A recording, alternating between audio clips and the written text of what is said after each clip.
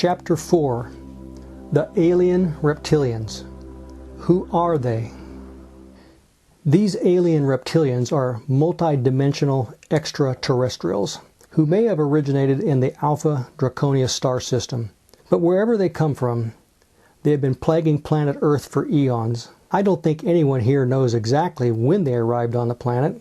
Many ancient cultures and religions throughout Europe, Asia, Africa, and the Americas include references to dragons, serpents, and races of reptilian humanoids. My sense is that they've been here almost as long as the planet has been here. They consider this planet their planet. They've been controlling us from day one, and they consider humans to be no more than cattle or slaves. We're just pawns in their game, and their goal is to use the human race and keep us in bondage.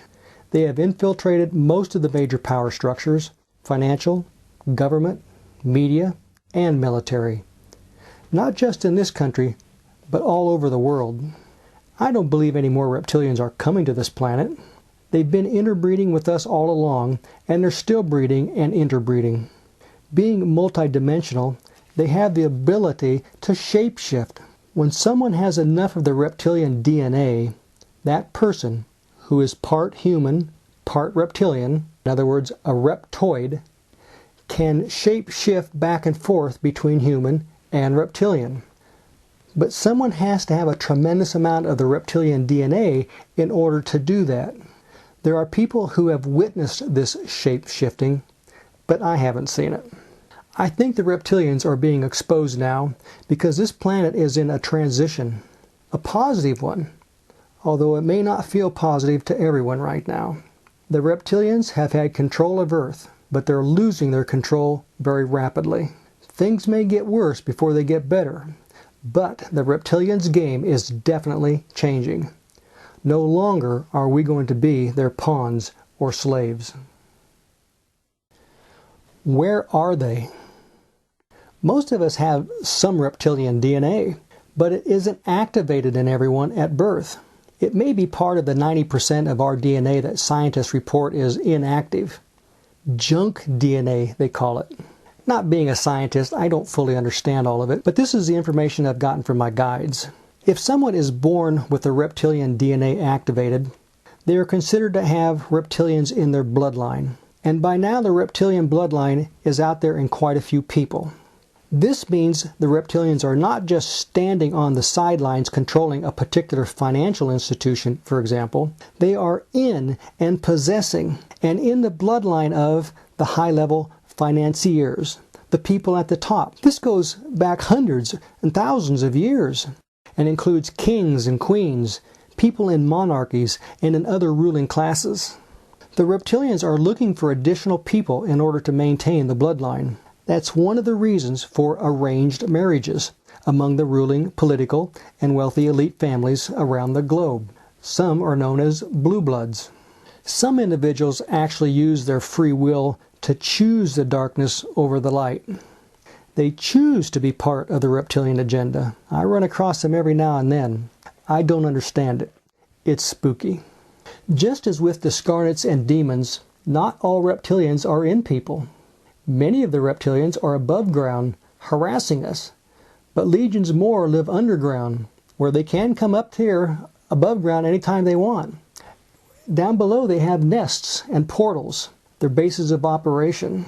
Unlike the scarnets and demons, however, the reptilians don't simply possess someone, they actually alter his or her genetic code by implanting a homing device.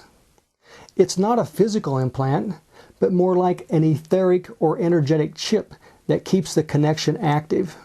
They alter the genetic code even if they are not in the person's bloodline. But if they are in a person's bloodline, that person will always also have reptilians in him or her, unless you accept the Arcturian download. As I soon discovered, it takes more energy to disable the bloodline and remove the etheric homing device from someone's genetic code than it does to have individual reptilians removed. However, as of the time of this dictation, and even since the publication of this book, it's getting much, much easier to remove reptilians. They're weakened. Their whole infrastructure has been severely damaged, and it continues to be damaged on a daily basis. As more and more people are reading this book and are helping remove reptilians across the planet, we have a much higher vibration that the planet had even 6 months ago, especially a year ago. Normally, reptilians possess people in threes, like the three guests who were in Carl. You don't have to be a major player in one of the power structures to have reptilians in you, or to have the reptilian bloodline. Anyone is susceptible. Carl was not in any kind of a powerful position, but maybe he would have been or could have been if he hadn't been born with the reptilian bloodline. They completely neutralized him. They took him right out of the game of life. Carl didn't have any children. But if someone is born with the reptilian bloodline and has children, the children will usually have them. And there is a high probability their children will also have them. However, it is possible for it to skip a generation, or at least some siblings in a generation. The bloodline may just follow down the female line, or it may follow down the male line, or possibly both. I haven't seen a logical pattern yet. I've learned that I don't need to understand everything right now, as I keep saying, but it's so important to understand that for you too. The information is unfolding as I go along and as I need to know it, and I continue to update the information and give it to you as it is given to me. How long someone has had reptilians can make a big difference in the kind of outcome they will have after they are removed. Unfortunately, the people who are born with them and have them for decades have a much more difficult time reprogramming themselves once the reptilians are removed. Carl, for example, had no idea what life could be like without them. Each reptilian has an agenda, and they're all whispering in your ear, telling you how to be and what to do. It's the only life you know.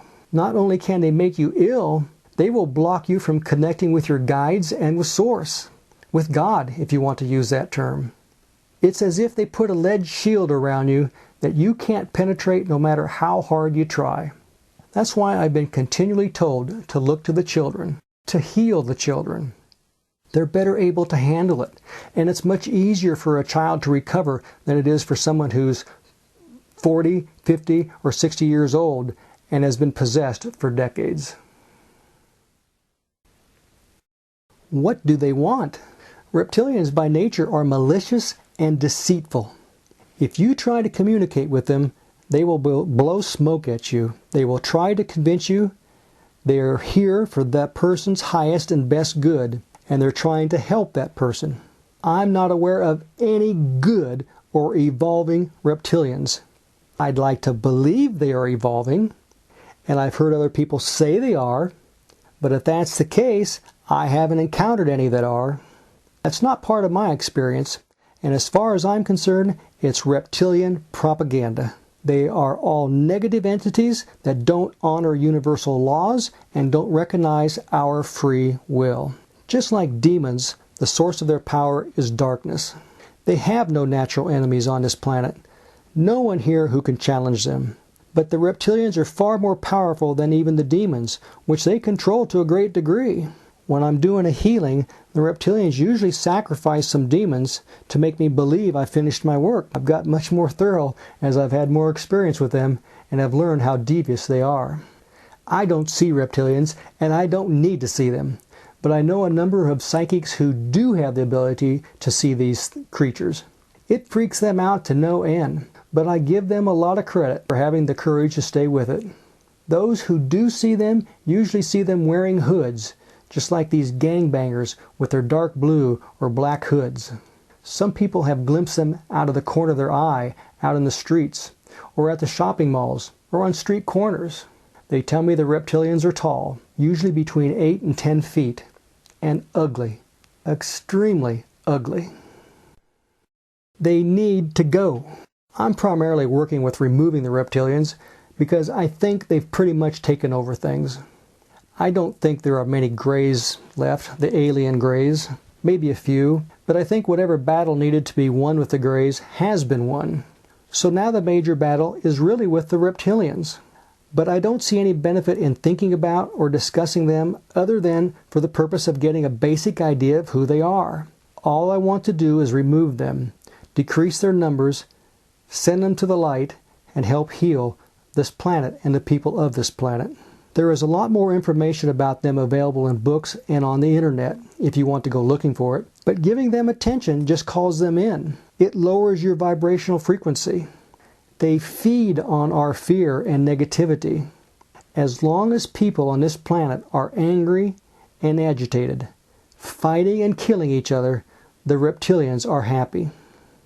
We don't fully understand all of this yet, but reptilians really do exist. They are energy. They are alive. They have souls. And I would like to believe that somewhere along the line they just got pinched off from source. So it's my intention that when I send them to the light, they are rehabilitated and cannot return to any planet anywhere to harm other beings ever again. It's a healing for them too. I don't like talking about them. Nobody does. But the message needs to get out there. They don't want this message to get out. They go to great lengths to prevent it. But power is with the source and the light, which are so much stronger. Darkness can't hide from the light. Darkness is no match for the light. I see a lot of beauty in the world. There is a lot to be positive about if that's what you're focused on. So keep focusing on the positive. Keep focusing on love.